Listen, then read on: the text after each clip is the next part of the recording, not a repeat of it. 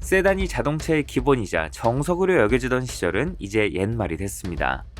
제조사들은 차급을 막론하고 SUV 라인업을 주력으로 내세웠고 압도적인 주행 경험을 내세우던 하이퍼 럭셔리 브랜드들까지 속속 SUV를 출시하며 세단 시장의 파이를 야금야금, 아니 아주 탐욕스럽게 집어삼켰습니다. 패밀리카의 정의도 바뀌었죠. 좁은 트렁크에 유모차나 아이스박스를 실느라 끙끙대던 소비자들은 이제 넓은 공간과 세단 못지않은 편의장들을 갖춘 SUV에 시선을 돌렸어요. 특히 2020년 전 세계를 강타한 코로나 팬데믹은 아이러니하게도 자동차 시장, 그 중에서도 SUV 시장의 기폭제가 됐습니다. 사람들과의 접촉을 피하고자 대중교통보다는 자차 이용을 선호하게 되면서 제2의 마이카 열풍이 불었고, 이왕이면 공간이 넉넉한 SUV를 찾는 수요가 급증했습니다. 여행길이 막히자 이른바 언택트 레저인 차박과 캠핑이 폭발적인 유행으로 번진 것도 무시할 수 없었죠. 바로 이 절묘한 타이밍에 기아는 예리하게 다듬은 비장의 무기 4세대 소렌토를 출격시켰습니다. 2020년 3월 베일을 벗은 4세대 모델은 3세대의 미려한 이미지를 완전히 벗어던졌습니다. 리파인드 볼드니스, 정제된 강렬함이라는 디자인 컨셉 아래 다시금 보디빌더처럼 굵고 강인한 인상으로 돌아왔는데요. 어느새 보니까 범퍼 조형의 일부가 된 호랑이 코 그릴은 더 이상 두터운 크롬을 덧대 테두리를 강조하는 수고를 하지 않아도 더욱 자연스럽게 기아 차임을 드러냈고, 마치 비늘을 연상시키는 독특한 패턴을 더해 입체감을 더했습니다. LED 헤드램프는 MFR, 즉 반사판 타입을 기본으로 상위 모델에는 프로젝션 타입을 제공해 미래지향적인 인상을 만들어냈어요.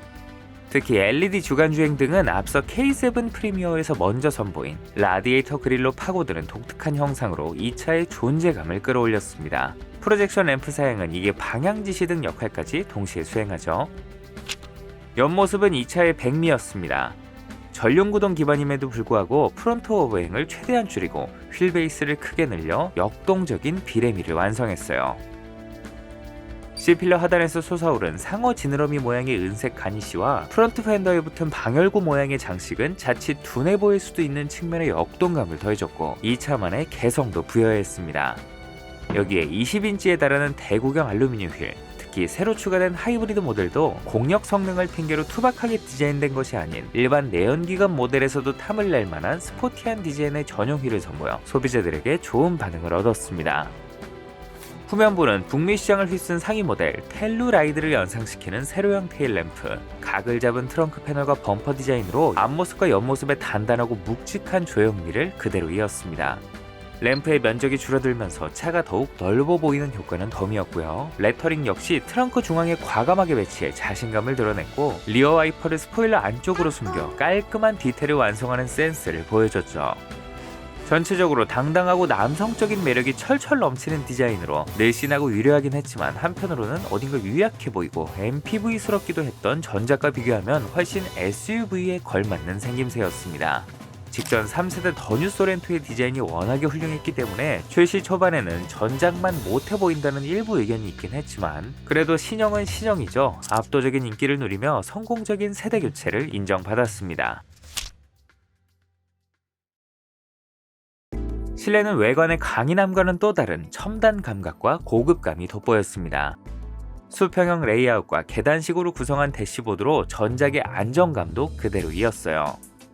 소재 역시 나파 가죽 시트와 알루미늄 장식 등을 적절히 배치해 차급에 걸맞게 마감했고, 다양한 색상을 지원하는 앰비언트 라이트로 야간 주행 시 은은하고 고급스러운 분위기를 연출했습니다. 하마터면 심심한 인테리어가 될 뻔했지만 독특한 송풍구 디자인으로 기강을 잡아주죠. 상하로 분리된 듀얼 에어벤트는 바람을 원하는 방향으로 쏠 수 있었는데 무더운 여름철에 이거 허벅지 쪽으로 해놓으면 통풍 시트가 부럽지 않았어요. 분위기를 주도하는 것은 1열로 배치한 12.3인치 풀 디지털 클러스터와 10.25인치 내비게이션. 이 당시에는 가로로 길어진 그 비율 하나만으로도 최신의 차에 탔다는 느낌을 줬죠. 계기판과 인포테인먼트 모니터를 나란히 배치하는 것을 넘어 아예 커브드 스크린까지 속속 등장하면서 지금은 흔해졌지만 당시 국산 SUV 중에서는 가장 진보된 레이아웃이었습니다. 내비게이션이 없는 모델도 후방 카메라나 폰 커넥트 기능을 사용할 수 있는 8인치 디스플레이 오디오를 아예 기본 적용하면서 인테리어를 보다 꽉 차 보이게 한 점도 좋았고요. 이 밖에 트림에 따라 기어 레버 디자인이 달라지는 것도 특징이었습니다. 하위 트림은 기존의 기계식 말뚝 레버가, 상위 트림에는 최신 기아차의 전자식 변속 다이얼을 적용해 공간의 활용성을 높였습니다.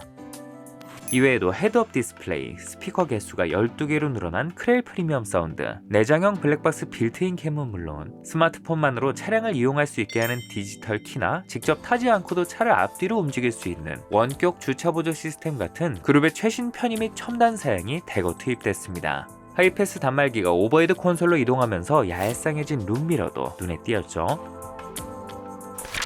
차가 커진 만큼 공간은 더욱 쾌적해졌습니다. 이번에도 5인승을 기본으로 필요에 따라 6인승과 7인승을 선택할 수 있게 했는데 휠베이스가 늘어나면서 2열 레그룸이 눈에 띄게 늘어났고 3열의 거주성 또한 여전히 중형 SUV라는 한계는 있었지만 전작 대비 체감될 정도로 좋아졌습니다. 어른들도 탈만해졌어요. 무엇보다 2열 독립식 좌석, 즉 캡틴 시트를 적용한 6인승 옵션은 소렌토의 신의 한 수였는데요. 2열 승객의 거주성을 높이고 중앙 통로를 확보해 3열 활용 빈도를 높인 덕에 기존 고객들은 물론 덩치 큰 상위 모델이나 카니발을 고려해야 했던 일부 소비자들에게도 환영을 받았습니다. 특히 아낌없이 넣어놓은 USB 충전 포트는 모바일 트렌드를 충실히 반영한 디테일이었죠.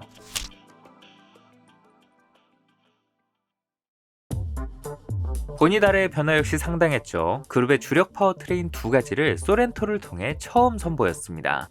첫 번째는 더욱 강화된 환경 규제에 발맞춘 2.2L 스마트 스트림 디젤 엔진. 기존 R 엔진을 단순 개량한 것이 아닌 많은 부분을 새롭게 설계해 엔진의 무게를 줄이고 효율을 크게 끌어올렸습니다. 202마력, 45kg/m의 힘은 여전히 넉넉했고 디젤 특유의 소음과 진동도 획기적으로 개선되어 이제는 엔진 소리보다 노면 소음이 더 부각된다는 반응도 있었죠. 두 번째는 급부상한 가솔린 수요에 대응하기 위한 2.5L 스마트 스트림 터보 가솔린이었습니다. 281마력 43kg/m라는 호쾌한 성능으로 가솔린의 쾌적한 주행 감각과 디젤의 경쾌함을 동시에 원하는 소비자들을 만족시켰습니다. 물론 연비는 눈물 나지만 주행거리가 짧은 소비자들에게는 매력적인 선택지였어요. 특히 험로 주행 시 노면 상태에 맞게 구동력을 배분, 탈출에 도움을 주는 터레인 모드가 추가됐고 3세대 플랫폼의 특징 중 하나인 낮은 무게중심으로 전반적인 주행 안정성이 눈에 띄게 향상됐다는 평가를 받았습니다. 여기에 고속도로 주행보조, 어드밴스드 스마트 크루즈 컨트롤 같은 첨단 주행보조 시스템도 모두 최신 사양으로 업그레이드되어 더욱 편안하고 안전한 주행이 가능했죠. 특히 주목할 만한 부분은 두 엔진에 맞물린 습식 8단 DCT였는데요. 앞서 벨로스터 N을 통해 선보인 새로운 습식 DCT는 악명 높은 건식 DCT의 단점을 보완한 방식으로 엔진과 변속기에 맞물리는 클러치의 마찰면에 냉각과 윤활을 담당하는 오일 순환 장치를 추가, 성능과 내구성을 개선한 변속기였습니다. 단 부드럽게 속력을 올리는 대부분의 주행 환경에서는 문제가 없습니다만 정체가 심한 길, 가다서다를 반복하는 시내 주행에서는 특유의 울렁임 때문에 함께 탄 동승객에게 멀미를 유발하기도 했습니다. 이 부분은 자동 변속기에 탈을 쓴 수동 변속기라는 DCT 미션의 구조적인 특성이라 딱히 방도가 없는데 문제는 다른 변속기를 고를 수 있는 선택지가 아예 없었다는 것이었죠. 또 DCT 변속기에 대한 소비자들의 심리적 불안감, 초기 생산분에서 발생한 각종 조립 불량과 소프트웨어 오류 등 품질 이슈도 소렌토의 명성에 흠집을 냈습니다. 하지만 비장의 무기는 따로 있었죠.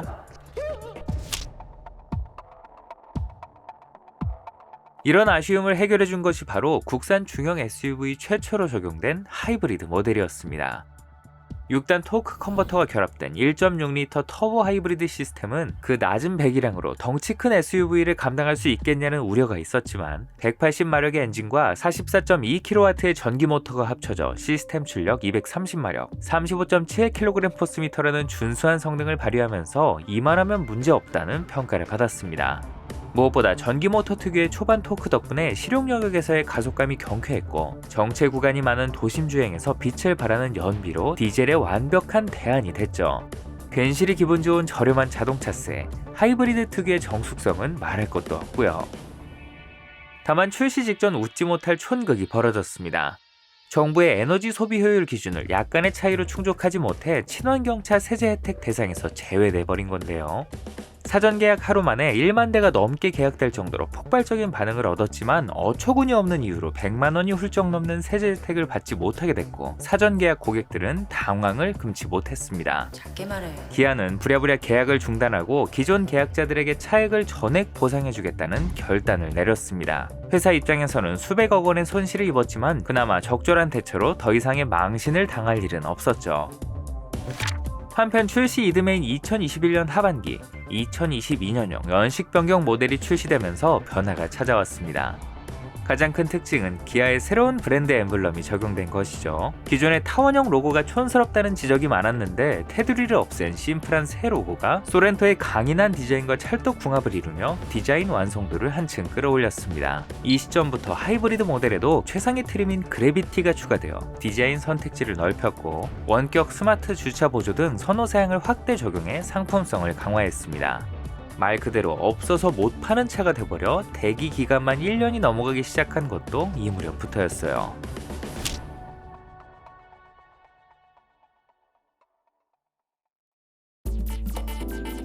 (2023년 8월) 출시 3년 만에 부분 변경 모델 더 뉴 소렌토가 출시됐습니다. 5세대 산타페의 파격을 의식해서인지 기아는 페이스리프트임에도 불구 최신 패밀리룩인 오퍼짓 유나이티드를 적극 반영해 대대적으로 수정했습니다. 전면부는 순간 직전 얼굴이 떠오르지 않을 정도로 확 달라졌는데요. 기존의 가로형 램프 대신 EV9이나 모닝 등에서 선보인 수직형 헤드램프와 스타맵 시그니처 라이팅 주간 주행 등을 적용해 미래지향적이면서도 더욱 웅장한 인상을 만들어냈습니다. 상위 모델의 LED 방향지시 등은 순차 점등 방식으로 바꿔 존재감을 부각했어요. 호랑이 코 그릴은 더욱 넓고 과감해졌고 보닛의 볼륨감을 키워 SUV다운 당당함을 강조했죠. 최상위 모델 그래비티에는 전용 그릴을 비롯한 갖가지 장식들, EV9 것과 유사한 전용 휠이 탑재되는데 디자인이 오묘한 게 차와 잘 어울리는 느낌은 아니었습니다. 오히려 일반 모델의 20인치 휠이 더 나았어요. 연비를 의식해서인지 하이브리드 모델의 최고 사양 휠도 18인치로 너프시킨 점도 아쉬웠고요. 이전에도 수직형 테일램프 디자인을 사용했던 후면부도 상대적으로 변화가 미미했는데요. 테일램프의 내부 그래픽을 두 개의 세로줄이 하나로 연결된 스타맵 형태로 변경하고 범퍼 하단의 디테일을 선보아 전면부와의 통일감을 주는 데 그쳤습니다. 전반적으로 기존의 디자인이 워낙에 호평이었기에 이렇게까지 바꿀 필요가 있었나 하는 의견도 있었습니다만 실물을 본 소비자들은 더 고급스러워졌다며 대체로 긍정적인 반응이었어요. 개인적으로 밤에 보면 앞모습이 카니발이랑 구분이 잘 안 될 때가 있더라고요. 르노에서도 소렌토가 나와서 아쉽진 않았지만요. 실내의 변화 역시 돋보였습니다. 고전적인 배치의 분리형 디스플레이 대신 12.3인치 클러스터와 인포테인먼트 시스템을 부드럽게 연결한 파노라믹 커브드 디스플레이를 적용해 더욱 하이테크한 분위기를 연출했습니다. 대시보드의 디자인을 완전히 뜯어고치면서 시선을 사로잡던 세로형 에어벤트가 차분하게 수정됐고 다소 복잡했던 센터페시아 버튼들도 최신 모델들이 두루 사용하는 전환형 조작계로 변경해 훨씬 깔끔하고 모던한 느낌을 줬습니다. 미적인 부분에서는 나무랄 데 없었지만 소렌토만의 독특한 포인트들이 사라지면서 개성도 함께 사라진 부분은 조금 아쉬웠지만요. 터치스크린 전환형 조작계도 보기에나 좋지 실 오너들의 평가에서는 그닥 좋은 소리를 못 듣기도 했고요. 편의 사양도 최신 사양으로 꾸렸습니다. 차세대 인포테인먼트 시스템인 CCNC를 탑재해 무선 소프트웨어 업데이트, 비디오 스트리밍 기능 등 사용성을 크게 높였고 스마트키 없이 시동을 걸거나 차량 내 결제 등에 필요한 지문 인증 시스템, 화질을 개선하고 녹음 기능을 추가한 빌트인 캠2, 후방 시야에 방해를 받지 않는 디지털 센터미러 등 고급 편의 사양을 대거 투입해 이게 페이스리프트가 맞나 싶을 정도의 상품성 향상을 이뤄냈습니다. 파워트레인 구성은 기존과 동일하게 2.5 가솔린 터보, 2.2 디젤, 1.6 터보 하이브리드 3종으로 구성됐습니다. 경쟁차들이 하나둘 디젤 엔진을 단종시키는 와중에도 여전히 디젤 라인업을 유지하며 장거리 운행이 많은 소비자들을 배려했죠. 하이브리드 모델의 경우 구동 모터를 활용해 주행 성능과 승차감을 개선하는 EVMC 기술을 적용, 코너링 시 안정성과 주행 질감을 한층 매끈하게 다듬어 무거운 중량에서 오는 둔한 움직임을 보완했습니다. 이후 연식 변경을 거쳐 편의 사양을 확대 적용하는 등 자잘한 상품성 개선이 이어졌습니다. 2025년 하반기 출시된 2026년형 모델부터는 드디어 정전식 스티어링 휠이 도입되면서 주행 보조 시 가볍게 손을 얹고만 있어도 되니 장거리 주행이 더욱 편안해졌어요. 이거 사소해 보이는데 은근히 체감이 큰 부분이죠. 단 차가 좋아진 만큼 가격도 함께 높아졌습니다. 트림별로 최소 200만원에서 약 400만원 가까이 올랐는데 역시 비싸도 살 사람들은 사나봐요. 판매량과 대기 기간은 요지부동이었습니다.